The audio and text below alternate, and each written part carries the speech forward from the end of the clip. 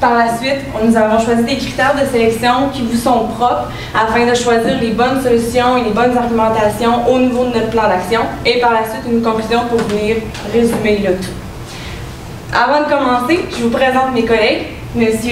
Jessie Garceau et Mme Véronique Cahouette, ainsi que moi-même, Magali Kamouri. Donc, notre mandat aujourd'hui, c'était en fait d'effectuer la conception d'un nouveau centre de distribution pour Métro de fruits, légumes et produits laitiers afin que vous puissiez en faire une analyse financière détaillée par la suite. Si on commence avec l'analyse...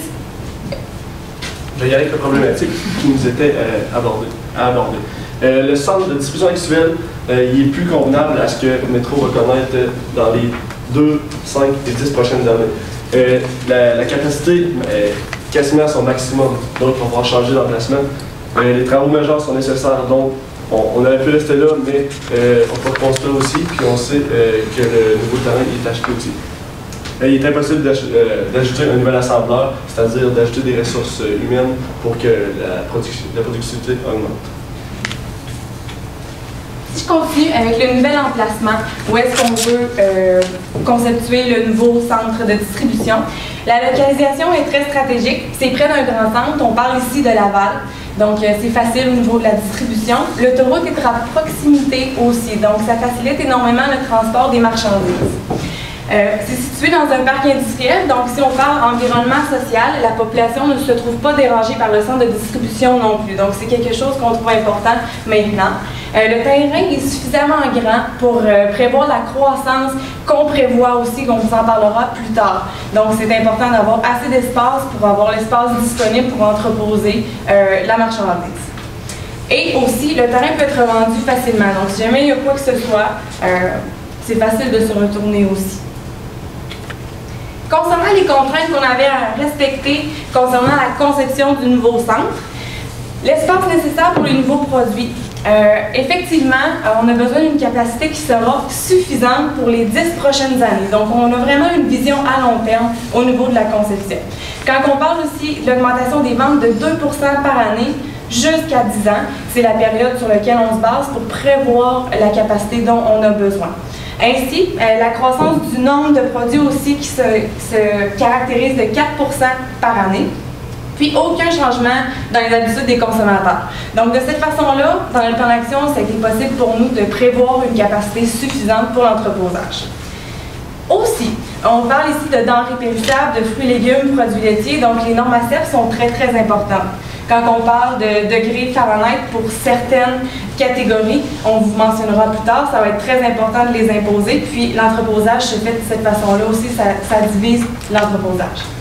La chaîne de froid va être importante à respecter de la réception à l'entreposage jusqu'à l'expédition. Donc, c'est une température qui doit être maintenue selon des normes. Par la suite, augmenter la productivité des employés. Donc, on va trouver des techniques afin de les motiver, étant donné qu'ici, la culture de résultats est importante, c'est quelque chose qu'on va aller faire pour motiver les employés à amener plus encore au niveau de la production. Le centre doit être opérationnel dans une échéance de 2 ans et la santé et sécurité du travail est un gros enjeu et très important. Bien sûr, c'est la main-d'œuvre, c'est humain, donc on doit en prendre compte. On a basé nos solutions avec les critères de sélection qui sont l'environnement. On sait que l'environnement, c'est un enjeu important de nos jours, puis on veut que Métro ait une image positive de ce côté-là. Aussi, si on est plus compétitif du côté de l'environnement, on investit du côté de la production. On n'a pas le choix. Donc, c'est à double aspect. Ensuite, on diminue ainsi les coûts. Comme ça, ça va coûter moins cher, notre centre de distribution va coûter moins cher. Et vous nous avez imposé aussi une vision à long terme, c'est-à-dire 10 ans. Il faut qu'il soit effectif dans 2 ans aussi. Donc, je vais enchaîner avec la proposition qu'on vous fait. D'abord, l'organisation générale de l'entrepôt. Ce qu'on vous propose, c'est d'avoir ce qui est communément appelé du cross-dock. Donc, un côté de l'entrepôt qui est réservé pour la réception des marchandises et le côté opposé qui est réservé à l'expédition des marchandises. Ainsi, ça facilite la circulation et il y a beaucoup moins d'embouteillage lors des chargements et déchargements des camions. Ensuite, l'entrepôt actuel avait des zones réfrigérées selon les températures à maintenir dépendamment du type de produit. Donc ça, c'est une organisation qu'on vous propose de maintenir. En fait, les produits sont regroupés ensemble selon les températures à maintenir. L'évaluation qu'on a fait, ça va vous être présenté plus en détail plus tard. Par contre, pour ce qui est des palettiers, il faut prévoir un emplacement pour pouvoir entreposer environ 700 000 palettes pour avoir la capacité disponible jusqu'à dans 10 ans. La dimension du bâtiment, la proposition qu'on vous fait, c'est d'avoir une hauteur de 42 pieds.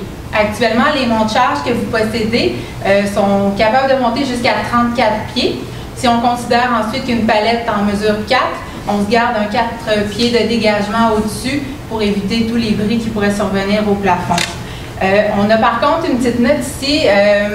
S'il y a des normes parfois avec certaines municipalités, ce serait important là, de vérifier à ce niveau-là. Pour l'espace disponible pour les marchandises, ici on parle de 34 millions de pieds cubes.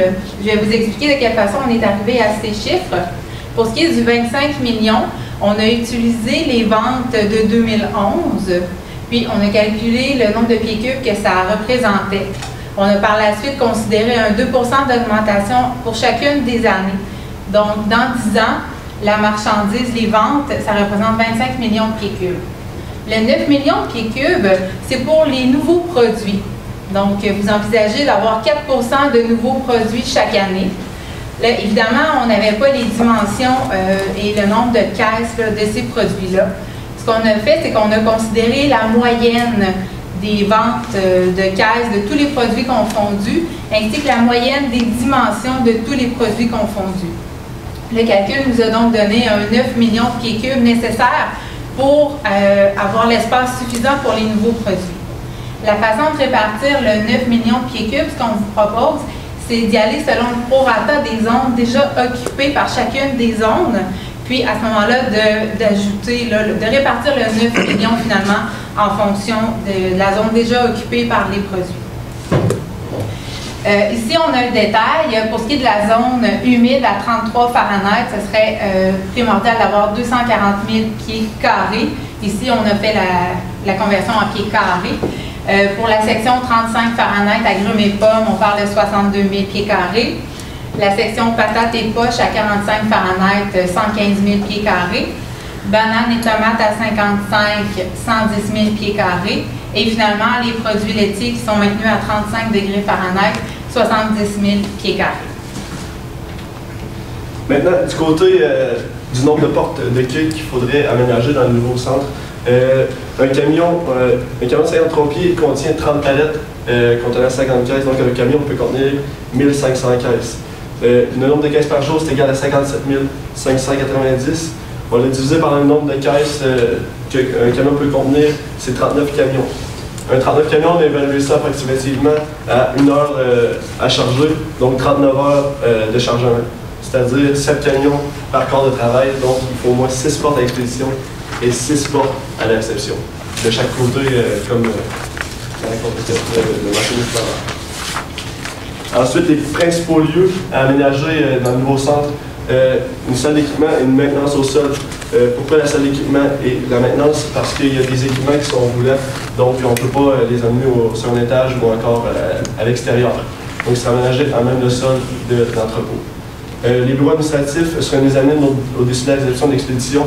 On mettrait peut-être le contrôle qualité aussi à la mezzanine, comme ça les administrateurs pourraient voir ce qui se passe tout au long de la journée dans l'entrepôt. Aussi, pour le contrôle qualité, ça serait près de la réception, puis aussi de l'expédition, on pourrait contrôler les températures aussi, ce qui rend voir si les produits sont convenables. Ensuite, on vous propose différentes technologies qui vont permettre d'améliorer la productivité des employés. Vous pourriez instaurer une signalisation qui serait peinte sur le sol, par exemple, pour faciliter la circulation et éviter certains accidents, considérant que les employés sont motorisés lors de leur déplacement, c'est extrêmement important. Ensuite, la formation continue des employés, c'est extrêmement important aussi dans un but d'augmenter la productivité.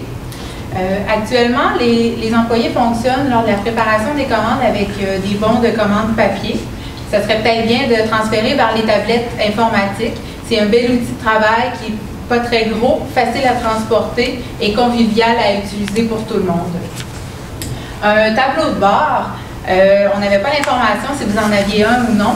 Ce serait un très bel outil si vous n'en avez pas. Ça permet vraiment de suivre l'évolution de votre centre de distribution selon différents indicateurs, que ce soit le nombre de camions qui viennent en livraison, qui partent en expédition, que ce soit aussi pour le nombre de caisses traitées ou les différents ratios, que ce soit le nombre de caisses par employé. Il y a vraiment une foule de possibilités d'indicateurs de performance qu'on peut mettre dans un tableau de bord. Ensuite, vous disposez déjà de systèmes informatiques qui sont le MOST et le EXE. Actuellement, ces deux systèmes-là ne communiquent pas. Ça serait peut-être très bien de les faire communiquer ensemble. Ça permettrait d'améliorer votre gestion d'inventaire. D'un point de vue environnemental, ce qu'on vous propose, c'est de prévoir l'installation de panneaux solaires sur votre centre de distribution. Étant donné que vous avez déjà une très grande surface, c'est quelque chose qui peut être intéressant pour capter l'énergie et assurer une certaine partie là, de l'approvisionnement en électricité de votre centre de distribution.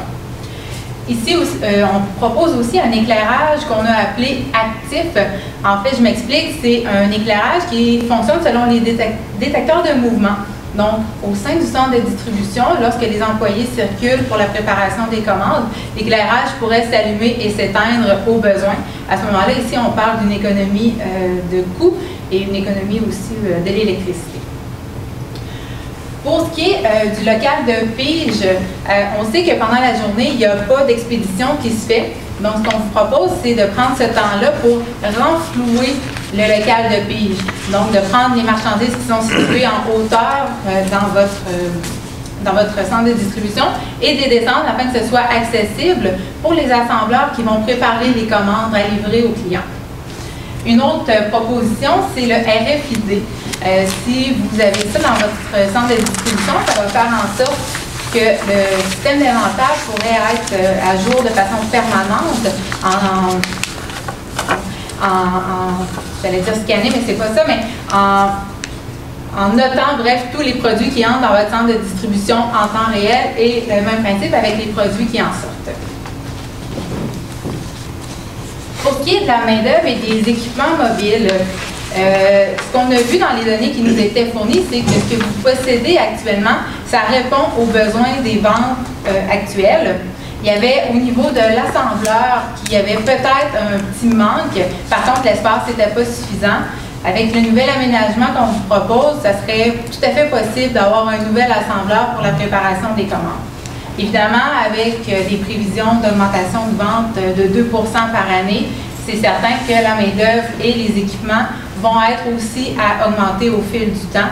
À ce moment-ci, l'utilisation de votre tableau de bord pourrait s'avérer très, très utile pour déterminer les besoins en équipement mobile et en main-d'œuvre. Pour ce qui est des chambres à bananes, l'information qu'on disposait, c'est qu'une chambre contient 1000 caisses de bananes et que les bananes demeurent un maximum de 5 jours à l'intérieur d'une chambre. Par jour, il y a 2700 caisses qui sont vendues. Donc, on a considéré que l'espace suffisant, que vous deviez avoir l'espace suffisant pour 13 500 caisses. Les chiffres que je vous donne ici tiennent en compte l'augmentation des ventes là, de 2 % par année pendant 10 ans. Donc, vous avez besoin d'avoir 14 chambres à bananes dans votre centre de distribution. Ensuite, pour effectuer la gestion du projet et la gestion du changement, ce qu'on vous propose, c'est d'instaurer une équipe multidisciplinaire de gestion de projet. L'équipe pourrait être composée, entre autres, d'un contremaître du centre de distribution, d'un responsable du contrôle de la qualité, et ensuite d'un déchargeur, d'un assembleur, d'un remplisseur, d'un représentant du syndicat, d'un responsable des ressources humaines, ainsi que d'un chargeur. Ainsi, cette façon de fonctionner-là permet d'avoir le point de vue de tous les gens qui sont impliqués dans le changement et permettent des fois de prévoir certains problèmes. Ensuite, une autre façon qui serait intéressante pour impliquer les employés dans la gestion du changement, c'est de leur rendre disponibles les plans du nouvel entrepôt dès que possible. Ainsi, ils vont pouvoir visualiser à l'avance la nouvelle disposition et peut-être donc prévoir un peu l'impact que ça aura sur leur travail. Il y a aussi évidemment des réunions d'information qui pourraient se faire de façon plus ou moins régulière pour tenir les gens informés des changements à venir dans le centre de distribution. Donc, quand on parle métro, on parle qualité, on parle salubrité, on parle orientation client. C'est avec ça qu'on a réussi à monter un plan d'action qui vous est propre, qui répond à vos objectifs. Soyez assurés que nous serons là avec vous pour répondre à vos questions ou pour des changements ou quoi que ce soit. Notre mandat était de conceptualiser un nouvel entrepôt qui est mieux adapté à vos besoins étant donné la croissance future dont on s'attend, étant donné que l'entrepôt actuel est plus réticent au niveau de l'espace. Donc, nous vous avons donné au niveau de la dimension du bâtiment, l'organisation intérieure, les portes de qui ça prenait, les principaux lieux, les endroits, la mezzanine, pour avoir un regard sur le plancher, les chambres à bananes qui sont très importantes au niveau du mûrissement, et le plan pour la gestion de projet qui est très très important aussi dans une entreprise. On doit avoir une communication qui se fait dans toutes les fonctions et aussi avec un syndicat, on doit s'adapter à ce niveau-là. On avait plusieurs contraintes à respecter. Espérons que nous avons respecté les contraintes comme vous le désiriez. Et nous vous remercions de l'attention que vous avez portée à notre présentation d'aujourd'hui. Et une période de questions vous est allouée pour qu'on puisse y répondre. Bien.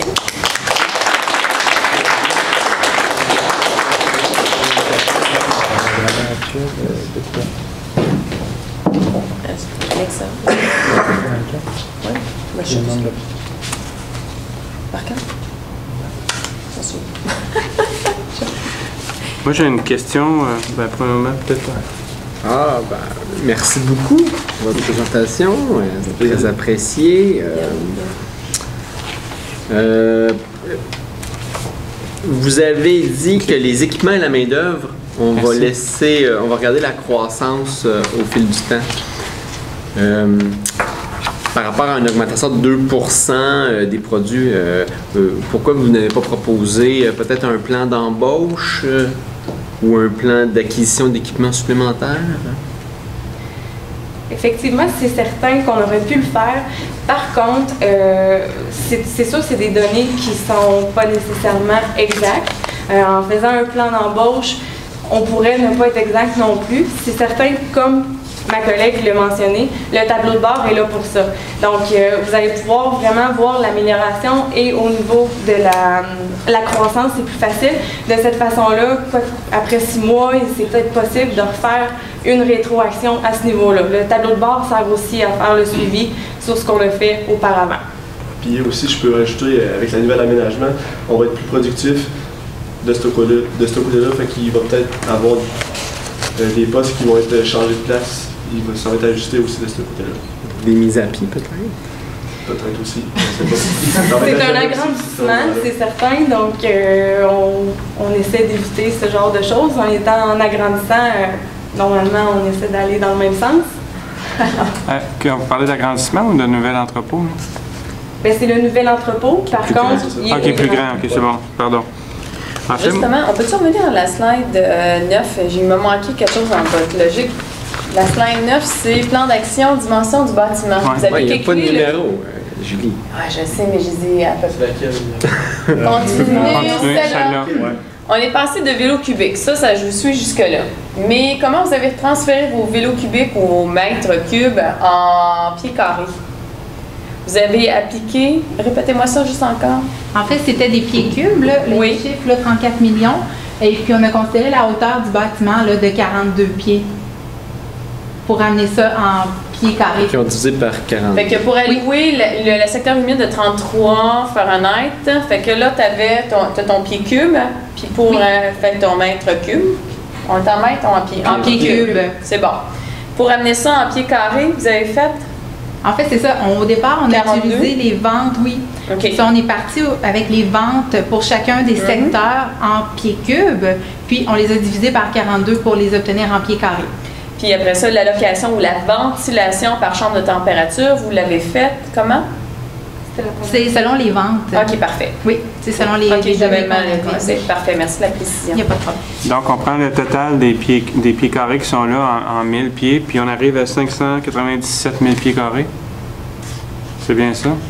C'est sûr qu'il y a eu certains arrondissements, là, c'était des très, très gros chiffres, là. Mais oui, c'est ça. 400, Si on... 400, 500. Ouais, c'est pas mal ça. Oui, OK. oui, on arrive. Parce que le bâtiment actuel était de 124 000 pieds carrés, ça fait quand même un bon agrandissement. Tenant compte des pourcentages qui avaient été mentionnés. C'est sûr que ça, c'est pour 10 ans, monsieur. C'est pour 10 ans. Il était. On constate avec l'augmentation de 2% par année. Oui, non, ça ne change pas ma question, par exemple. C'est que ce que je veux comprendre, c'est comment vous êtes arrivé, à part le million de pieds cubes, là, à déduire que de 124 à 597 000 pieds carrés pour le nouveau bâtiment, compte tenu qu'il serait plus haut, puis qu'en plus, les pourcentages de croissance avaient été mentionnés là. Vous êtes arrivé quand même à ce chiffre. Oui, selon les ventes de 2011, oui. OK. C'est les données qu'on a obtenues. À l'opposé, si je comprends bien, vous proposez une diminution du nombre de portes de réception et d'expédition. Est-ce que je peux comprendre juste C'est la slide suivante, je Ouais. pense. de trouver 6 portes d'expédition, 6 portes de réception? Si j'ai bien regardé le plan, je l'ai regardé vite, il y en a actuellement plus que ça, pas mal. Oui, il en a plus. Mais avec le cross-dock, je peux me permettre l'expression, ça va permettre d'être plus rentable de ce côté-là. Donc, les employés vont être plus productifs. Puis aussi, avec la signalisation, ça va permettre la sécurité et aussi la rapidité des opérations. Merci.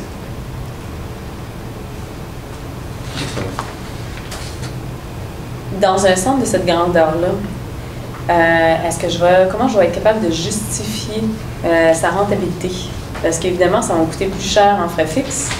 Ça va me coûter plus cher. Comment je vais arriver à justifier au niveau de la direction cet investissement-là? Si le centre de distribution est plus fonctionnel pour les employés, on peut s'attendre à une augmentation de la productivité. C'est bon. Merci.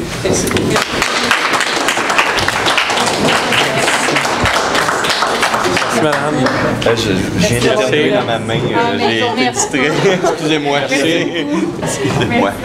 J'ai éternué dans ma main. Jusqu'à là, je n'ai échappé une. L'autre main, là.